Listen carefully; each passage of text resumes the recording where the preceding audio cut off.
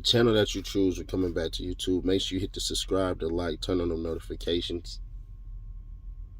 It's your favorite local, especially after I spoke. Support the real again, get rid of the fake, the F you to the industry.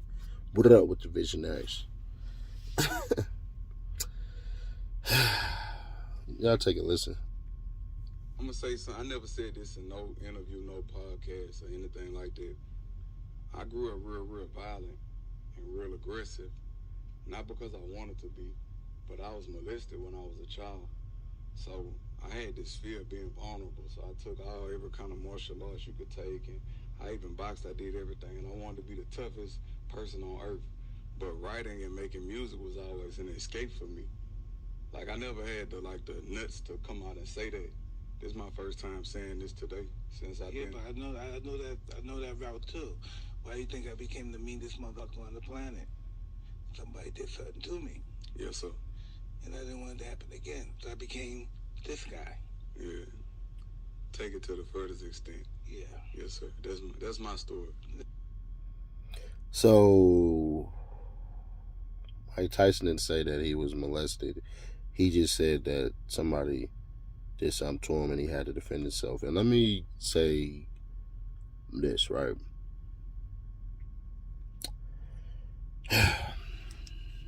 R.P. Nissy. R.P. Nissy.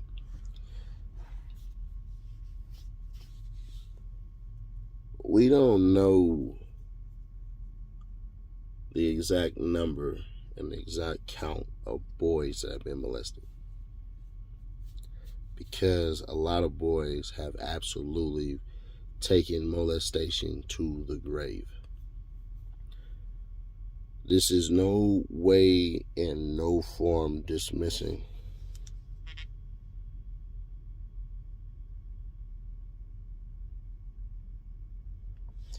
what we have as a society when we're looking at, how do we say it the right way?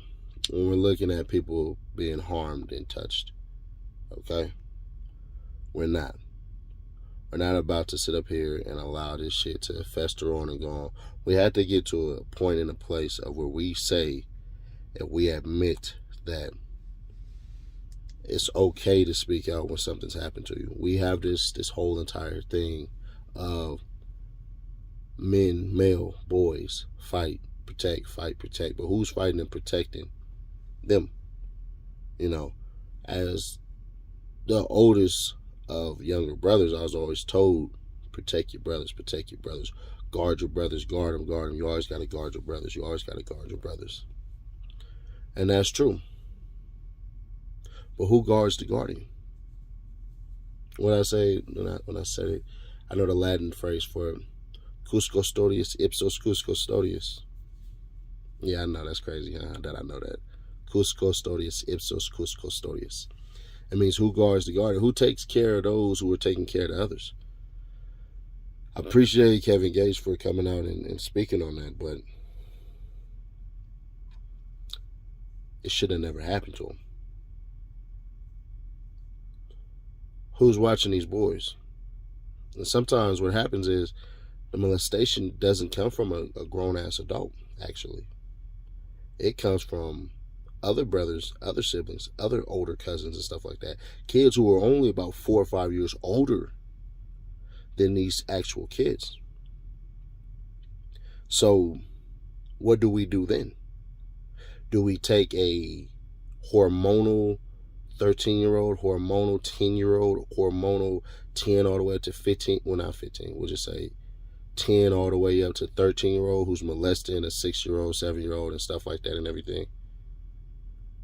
At what age do we start to introduce methods and ways of handling this natural thing that happens to be sexually attracted as a young kid? Any dude can tell you when he was going through puberty, nigga was getting hard at the sight of anything that had feminine energy. It's true. You'd have to get the book and sit it on your dick when the teacher called out to you and stuff like that. You just sitting there just growing and hope you ain't showing.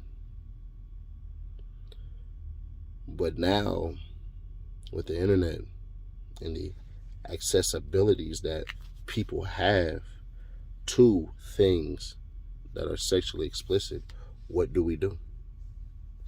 Do we sit there and do we say, hey, you can no longer be a part of this, you can no longer be a part of that? Because if we start doing that, then what are we truly doing? We're basically suppressing. And if you're suppressing a bunch of kids just for them being them, then what are you truly doing? And that's the question that we all have to wrestle with. And I know it's a messed up way to say it because it sounds like I'm defending. I'm not. I'm definitely not. But I'm saying, how proactive are we being? And are you telling your kids, like, hey, if this happens to you, do this. If this happens to you, call this person. Because a lot of these kids, some of them are embarrassed. And